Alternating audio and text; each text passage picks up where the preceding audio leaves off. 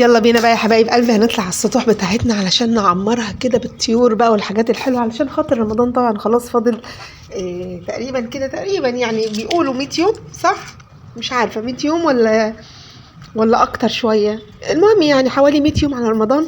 فقلت بقى لازم اعمر السطح بتاعي كده واظبط بقى العشه بتاعتي. وتعالي هقولك ازاي تعملي عشه للطيور بتاعتك من غير ولا طوب بقى ولا اسمنت ولا اي حاجه من الكلام ده خالص.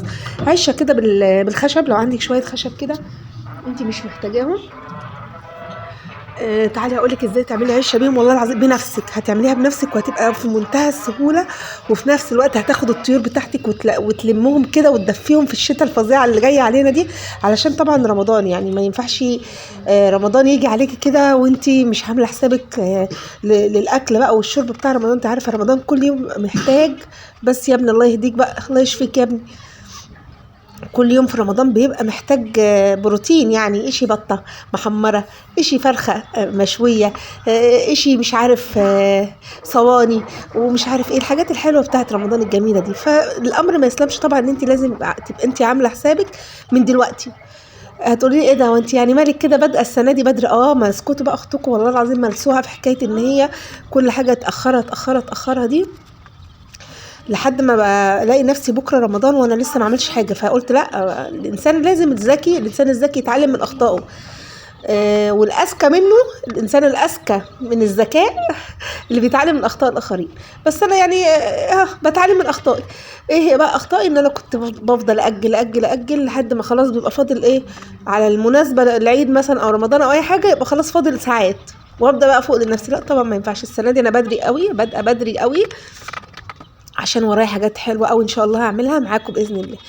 هنا بقى زي ما انتم شايفين العشه بتاعتي دي، بتعملي ايه بقى؟ بتجيبي الخشب بتاعك وتبداي ان انت تعملي كده قوايم بالطول، 4 قوايم بالطول، ماشي اهو زي ما انت شايفه كده. وتجيبي طبعا المسامير اللي هي ال10 سم دي، وهتقولي لي مش هعرف لا تقدري، كل حاجه تقدري تعمليها ان شاء الله. وتروحي عامله ايه 4 قوايم كده بالطول، وتبداي ان انت تحطي بقى خشب كده تثبت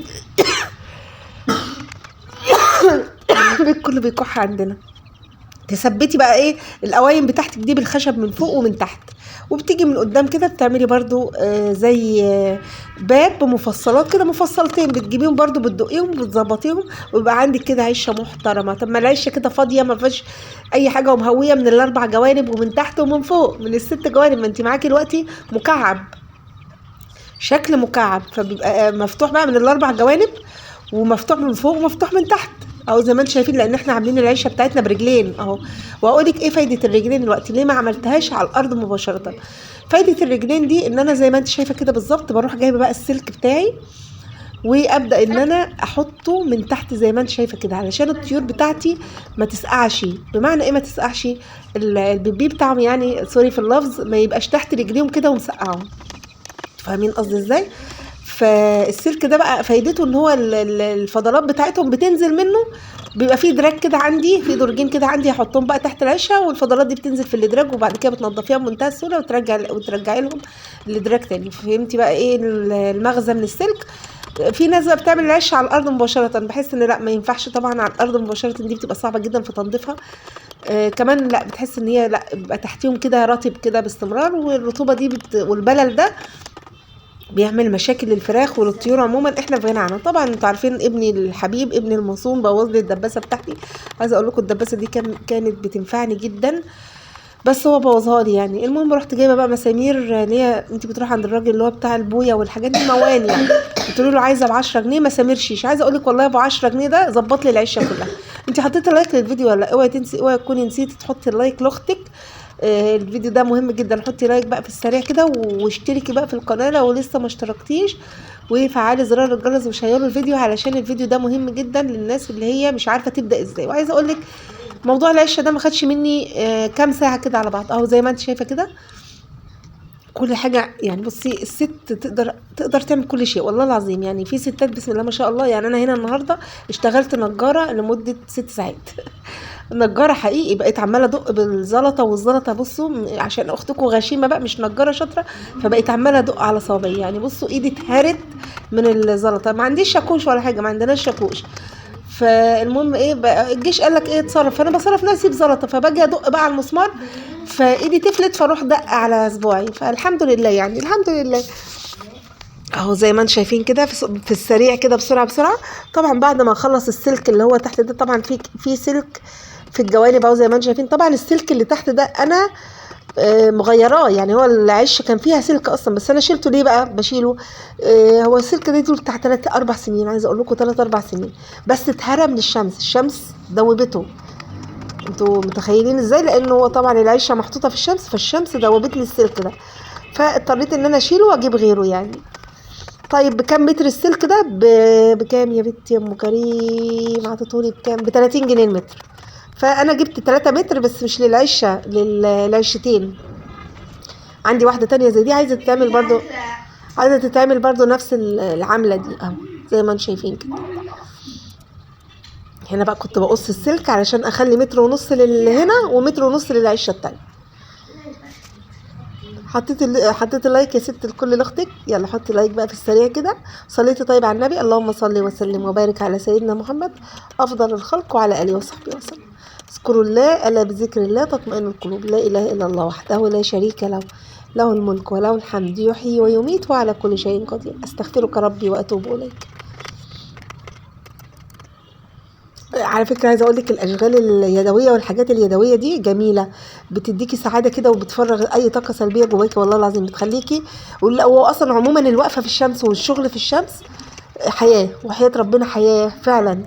انا لو فاضية كل حاجة هنقلها فوق على السطح واعملها على السطح ان شاء الله. هفضل باذن الله هروق نفسي كده بدري بدري. شوفوا احنا بادئين بدري خالص، لسه بدري على رمضان. هروق بدري نفسي، وبعد كده كل حاجه نبقى نطلع نعملها في الشمس كده. اولا الشمس كلها فيتامين د، والقعده فيها والله العظيم سبحانك يا رب سبحان الله، في نور ربنا كده وفي نور الشمس بيخرج منك اي حاجه مش كويسه، اي طاقه سلبيه، اي افكار مش كويسه. تحس ان انت لا نازله كده من على السطح متحمصه. مع ان شمس الشتاء ما بتبقاش حاميه. يعني انا عايزه اقول لك ان انا دلوقتي كنت قبل الظهر، لا يا ربي بعد الظهر قبل العصر يعني. انتوا متخيلين يعني ايه درجه الظهريه دي في الصيف بيبقى الشمس عامله ازاي؟ ما حدش يقدر اصلا يهوب ناحيه السطح في الصيف، لكن في الشتاء اهو اديني واقفه، وبالعكس الشمس دافيه كده وجميله تحفه ما شاء الله. هنا بقى موضوع المسامير ده عقدني والله العظيم، زهقني في عيشتي. لكن الدباسه اللي هي بتاعت الخشب دي تك تك تك تك تك في ثانيه، كنت زماني خلصت العشه دي في نص ساعه ونزلت. بس يلا مش مشكله. اهو بصوا عماله ادقدق بقى شمال ويمين كده والحمد لله. يبقى كده انا ايه مطمنه بقى ايه طول الشتاء على طيوري. اي نعم تعبت شويه واتعطلت شويتين لان انا ورايا لسه ما خلصتش المطبخ تحت اصلا. انا واخده منه استراحه قصيره هدنه بس كده، فلسه ما خلصتوش والله. ف قلت افصل بس شويه كده. على فكره الحاجات اللي بتمشي حوالينا دي بتاع ده كتاكيت بلدي، دي كتاكيت بلدي.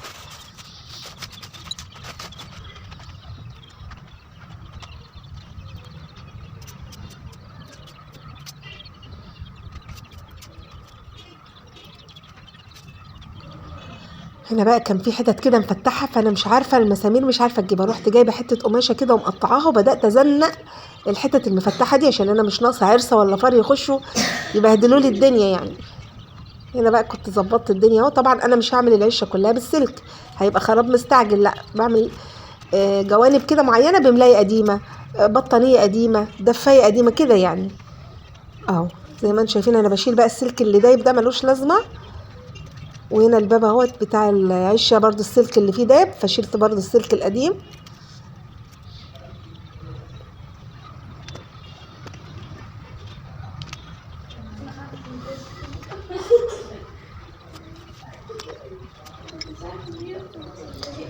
هنا بقى مش هقدر احط سلك من قدام كده، بدل السلك اللي داب ده هعمله بملايه برضو اهو زي ما انتم شايفين كده.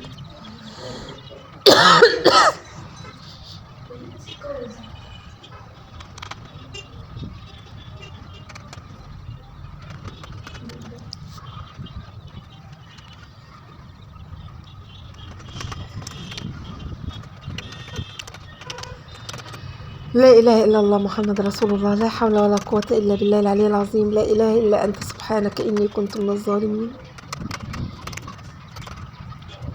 بجد مفيش أحلى ولا أجمل من الحاجة اللي بتعمليها بإيدك، تربي بقى فيها الطيور بتاعتك كده. وعايزة أقولك والله العظيم الطيور اللي بتتربى في البيت دي بتبقى في منتهى الجمال. تحفه تحفه التحفه كده. بس يا ابني بقى بطل كحه بقى، الله يشفيك يا رب.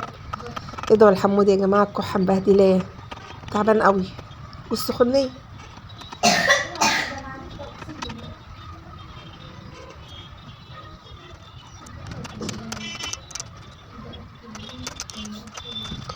وبكده خلاص الفيديو بتاعنا يكون خلص، والعشه بتاعتنا خلاص كده تمام. يا دوبك بس باقي ان انا انزل اجيب الطيور بتاعتي من تحت وارصهم بقى في العشه الجميله بتاعتنا دي.